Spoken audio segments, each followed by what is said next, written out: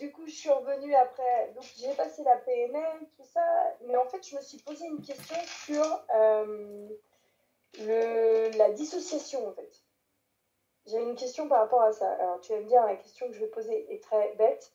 Mais parce que j'ai pensé, au fait, je me suis dit, ah, c'est génial la dissociation. C'est très puissant. Et en même temps, je me suis posé la question, comment on peut amener la dissociation? Est-ce que c'est possible dans des situations de violence, en fait? C'est là où c'est le plus efficace. Bah oui, je me suis dit ça, mais en même temps, je me suis dit, mais c'est très frontal, quoi. Et je me suis dit, ah, est-ce que ça demande la préparation pour arriver à cette séance de dissociation? Ouais. J'imagine. Oui, en fait, j'ai pensé. Il y a plusieurs manières de le faire. Ça va dépendre du caractère de... Ça, c'est une question qui peut servir à tout le monde, que vous voyez aussi souvent dans la formation. Selon le type de caractère de votre client, vous allez vous adapter différemment. Donc, il va y avoir des techniques que vous n'allez pas faire avec certains et vous allez faire avec d'autres. Il y a des techniques comme la dissociation que peut-être vous pouvez faire en début de séance avec certains clients qui sont juste prêts, ils ont besoin de résoudre leurs problématiques, ils ont des objectifs, foncent dedans et on y va et on règle le problème. On peut aller tout de suite là-dedans. Et il y a des gens qui vont avoir besoin de « Ok, là c'est violent pour moi ce que tu es en train de me demander ou le sujet qu'on est en train de parler, il faut y aller en douceur. » Et il y a aussi le contexte de « Est-ce que la personne vous fait confiance suffisamment en tant que thérapeute pour que vous puissiez aller suffisamment loin avec elle ?» Et ça, c'est la communication empathique qui va permettre ça, donc les bases de la formation, qui vous permet de rentrer dans le monde de l'autre, de voir que le client va sentir que vous le respectez, que vous l'acceptez tel qu'il est. Et quand il va se sentir écouté, respecté, accepté, à ce moment-là, vous allez pouvoir utiliser n'importe quoi. Mais il faut d'abord sentir que ce premier pas est fait avec le client.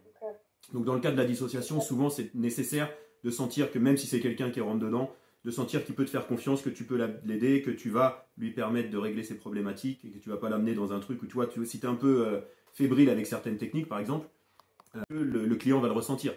Il va sentir que ok, là il veut m'amener là, mais est-ce que je suis réellement en sécurité?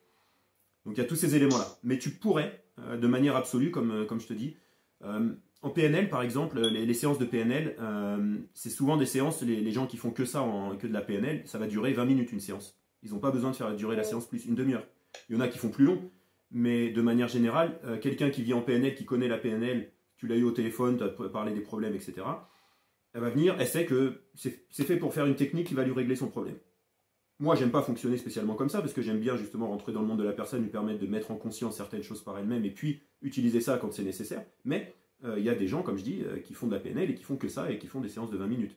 Et donc, il y a besoin, sur ces 20 minutes, de se présenter, de voir quel est le problème, d'aller en profondeur faire la technique, et de ressortir et de voir quel est le feedback.